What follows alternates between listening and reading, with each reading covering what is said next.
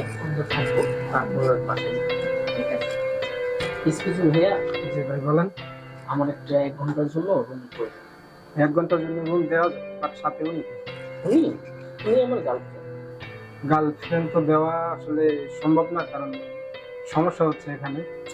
আরে ভাই, আপনি তো এখানে ব্যবসা করতেই আসছেন, তাই না? জি অবশ্যই। বুঝতে পারছি দেশের অবস্থা ভালো না, তো আপনারা যে 1 ঘন্টার জন্য যে চার্জটা নেন, আমি তার থেকে ডবল দেব, কিন্তু আমার 1 ঘন্টার জন্য ভাই রুমটার প্রয়োজন। আচ্ছা ঠিক আছে, 1 ঘন্টার জন্য দেওয়া যাবে। আপনাদের কোনো ডকুমেন্টস আছে? হ্যাঁ হ্যাঁ, অবশ্যই। আপনার নামটা বলেন প্লিজ। আমার নাম আজিম নন।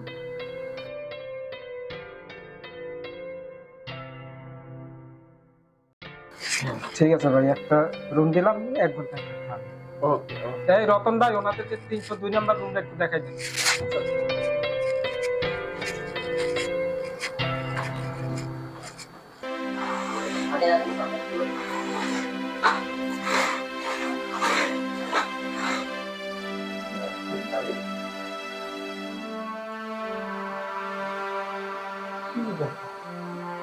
চেনা চেনা মনে হচ্ছে।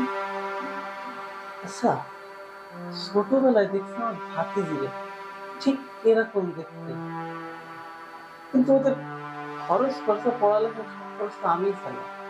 অনেকদিন গ্রামে যাইনি, কিন্তু তাই তোমার ভাতিজির মতো মনে হচ্ছে। ব্যাপারটা খোঁজ দিয়ে দেখা দরকার, কিন্তু এই ছেলেটা আবার কি থাকে?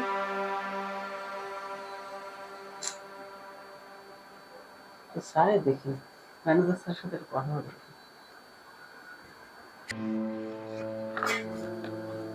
স্যার, আসসালামু আলাইকুম স্যার। ওয়ালাইকুম আসসালাম। স্যার, একটা দরকারের জন্য আসছিলাম স্যার। ওই 302 নম্বর রুমে যে গেস্ট আসছে স্যার, ওনাদের না আমার আত্মীয় মতো মনে হয়েছে।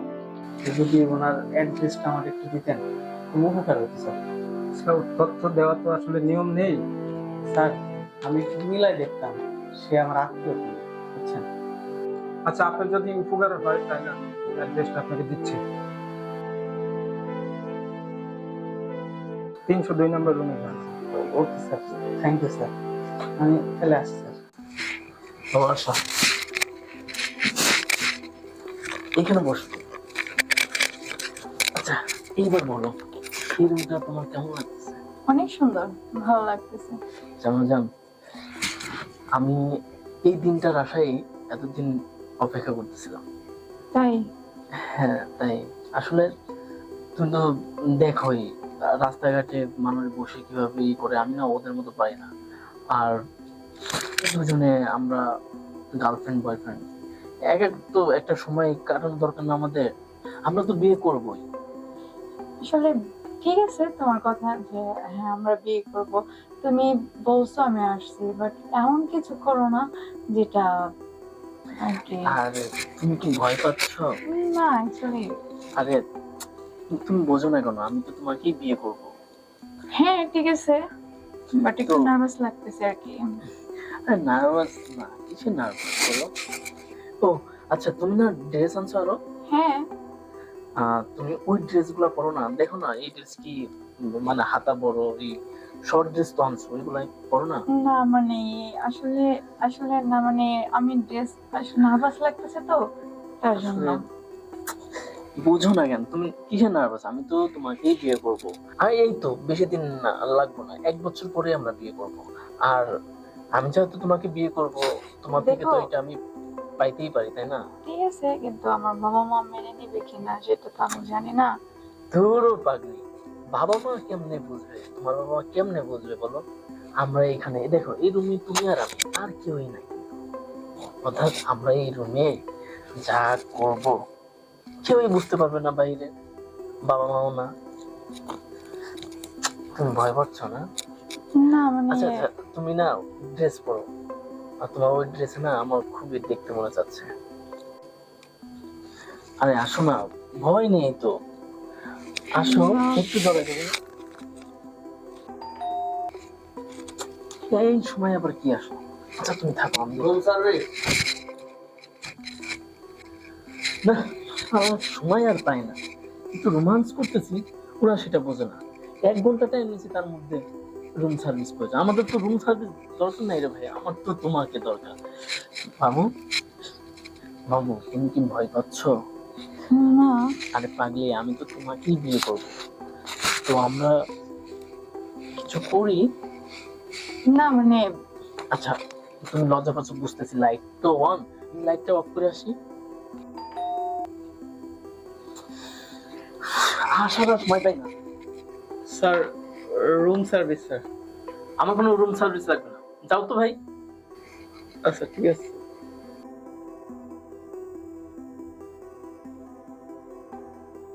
সময় পাই না আশা।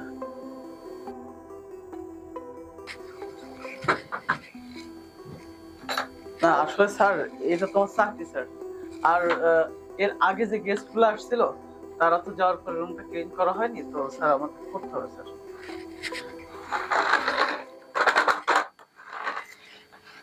এই রুম পরিষ্কার করা লাগবে না, তুমি যাও এখান থেকে, যাও যাও বলছি।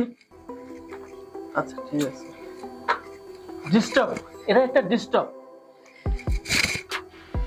আচ্ছা শোনো না, একটা কথা বলছিলাম না যে হুম। আমার কাকা ছোটবেলা থেকে পড়াশোনা খরচ চালাচ্ছেন, বাবা অসুস্থ হওয়ার পর থেকে।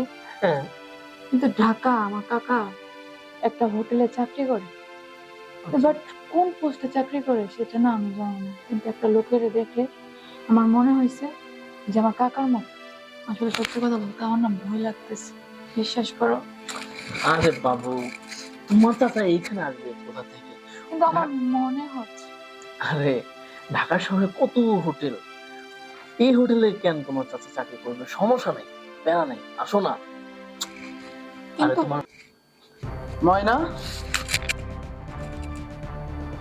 কি চিনো নাই? কি চিনতে পারো নাই? তোমার বাপের চেহারাটা কি মনে আছে?